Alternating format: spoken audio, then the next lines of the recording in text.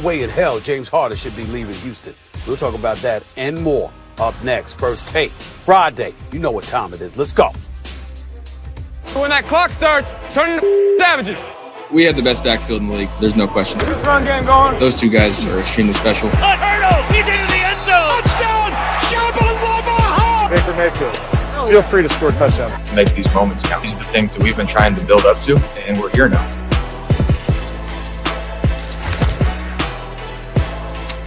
Hello everybody. Stephen A. It's not just Friday. It's a feel-good Friday, y'all. How we doing this morning? Good to see you both. We have plenty to talk about. Max, Stephen A. I'm Molly. Morning, guys. Let's get right to it because we got a lot of football and we have a lot of NBA as well. I want to start with the Cleveland Browns, as Stephen A. just mentioned. So they're now 8-3. They're second in the division behind the Steelers. Currently the 5 seed in the AFC playoff picture. They've won their last 3, Stephen A. Sunday they face Tennessee. So tell me this. I will start with you. Do you finally believe in Baker and the Browns? Well, I believe in the Browns. I'm not sure I believe in Baker Mayfield. I think Bart Scott earlier this morning on Get Up said it best.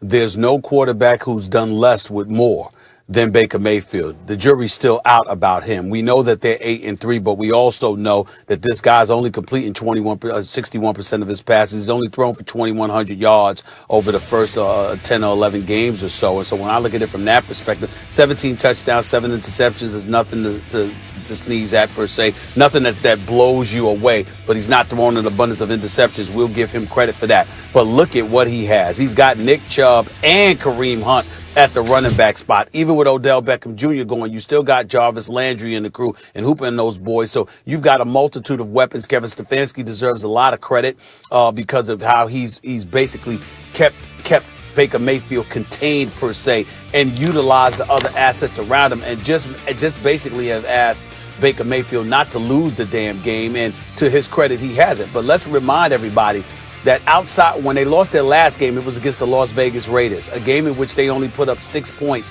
the entire game. Since that time, they've beaten the Houston Texans. We know what struggles they have had, even though Deshaun Watson has been lights out. And then after that, they played the Eagles and they played the Jacksonville Jaguars. So let's pump the brakes and not act like, oh my Lord, they're 8-3. It's something special going on in Cleveland. The quality of competition that you have taken out does have something to do with that as well. And so I look at Cleveland. Do I believe in Baker? No. Do I believe in the Browns? Yeah, that's where I'm at with it right now, but only a little bit. They'll make the playoffs. I don't expect them to make any noise, to be very clear. Well, I don't know what you're arguing. Are you arguing that you don't believe in them? Because you made the argument at the end there. The Jaguars by 2 points under a field goal. Okay. The Eagles by 5 points under a touchdown. And the Texans, who were 2-7 at the time, by a field goal. That's how they started winning games. I do not believe in the Browns, and it's because I don't believe in Baker Mayfield. And it took me a while to get there with Baker. I held out hope for Baker, but he doesn't do anything special. He can throw the ball well enough. He can read a defense well enough. He can move well enough, but nothing really stands out. And so he can be a good enough quarterback, but a good enough quarterback to win a Super Bowl? No, I don't think so. He needs a whole lot around him. I don't think he's good enough to win the whole thing. And in fact, the 2 divisional games he played, they got destroyed. They got destroyed by Baltimore week 1. They got destroyed by Pittsburgh when it looked like maybe they could be coming on. No, I don't believe in the Browns. For the reasons you pointed out, I don't believe in the Browns. And it's because, like, maybe if you replace Baker with a better quarterback, I would think, yeah, actually, they do have a couple of good backs. You know, and with Odell, here's an example of it's not a matter of addition by subtraction. It's a matter of separating 2 players. Baker Mayfield is better off without Odell because they have zero chemistry. And I know Odell is way better off without Baker. So, like, you saw the team kind of come together when there wasn't an issue, a zero chemistry issue between the quarterback and the wideout. But you're right. Landry is left. He's a really good receiver, and they got a couple of excellent running backs, and they got a good enough defense with some big-time playmakers. If it weren't for Baker, maybe I would believe in them. But Baker's on the team. He's only okay, and so I don't. Well, I would say this. The reason I'll say I do is because, again, to win in the playoffs, you got to have a defense and you got to have a running game.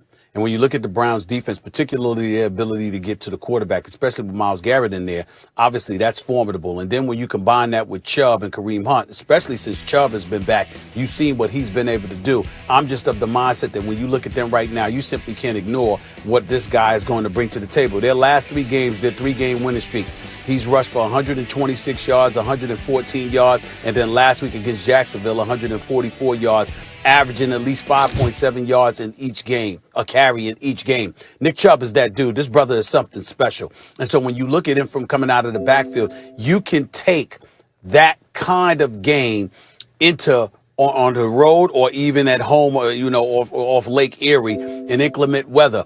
If you can run the football and you can defend, you can do some things, particularly to get to the postseason and be a potent threat to somebody else. So in that regard, I say, yes, again, I don't believe in Baker Mayfield either. But I do believe that defense could get to the quarterback. And I do believe that running game will go wherever the team goes. They can be at home. They can travel on the road. The running game will be there for them. The combination of the two makes me say to them, excuse me, I believe that this team could get to the playoffs, and obviously they can make a little bit of noise potentially. I just don't believe in Baker Mayfield. That's why I don't view them as Super Bowl quality. Somehow, some way, I think that he'll ultimately mess it up because an opposing defense will say, let's make Baker Mayfield beat us. The Browns have benefited from a very, very, very soft schedule. And in fact, even some teams that started playing better later on in the season weren't playing well when the Browns faced them. You know, the Texans, for example, or earlier in the season, Washington, who's played better recently. So these are bad teams that the Browns faced when those teams were bad. But you even look at like the Bengals earlier in the season. They win. It was a 1-score game against Cincinnati. They don't win by very much when they do. And when they do win, it's almost always against a bad team. The Colts early on is probably their best win of the season. Another team that's played better as the season wore on. Look what's coming up now for them. The Titans this week, then the Ravens. You ostensibly, I mean, you would think the Ravens would be healthy and have their quarterback and players back by then. The Giants, who have also played better as the season's gone on. Then they have a gimme against the Jets and then the Steelers. So it's not exactly a murderer's row coming up because the Browns' whole season schedule was soft. But it is a tougher part of their schedule. I expect them to lose at least 2 of those games, and I don't expect them to get a win in the playoffs. Max, I will tell you this. I think that you're being a little bit hard on Cleveland when it comes to the softness of their schedule, because you got to remember the schedule is set before the season is played, obviously. So who do they have? They've got the Pittsburgh Steelers twice. They've got the Baltimore Ravens twice. They're going up against the NFC South. The Tennessee Titans were in the AFC title game. The Indianapolis Colts were expected to do some decent things this year as well. And we didn't know Houston was going to struggle the way that they did, but Deshaun Watson has been balling. So when you look at that, and then you got them against the NFC East, we didn't expect the Cowboys and the Eagles to be this bad. And so when I look at it from that perspective, yeah, you got the Giants and you got the Washington Redskins. Okay, that's 2 games. All right. You look at the AFC South, you got Jacksonville. That's a 3rd game. All right. You look at Cincinnati, 2 games against them, even though it's in your division. Okay, that's 5 games. You still got Cincinnati on the, I'm sorry, you still got Tennessee on the schedule, Baltimore on the schedule you already lost to. You got the Jets and the Giants. We get all of that. But for the most part, you were expecting these guys. I didn't view their schedule as being weak at all. It's just that teams ended up not being on their game the way we anticipated they were supposed to. That's right. Looking at the schedule to start the season, you wouldn't say it's soft. It just turned out that way. But the fact is, it did turn out that way, and they only get wins against bad teams. Indy's good. One win against a team where I look at the schedule and I go, that's a good team, is Indy. They got 1 win against a good team. All right. Speaking of wins against good teams, Mayfield is 5-12 in his career against winning teams with more interceptions than touchdowns. But we will keep it moving here, guys. We got a good one in Arizona as well coming up Sunday when the 7-4 Rams, they're going to visit the 6-5 Cards. LA coming off a loss to the Niners. Arizona a loss to the Pats. The Rams are 2nd in the division.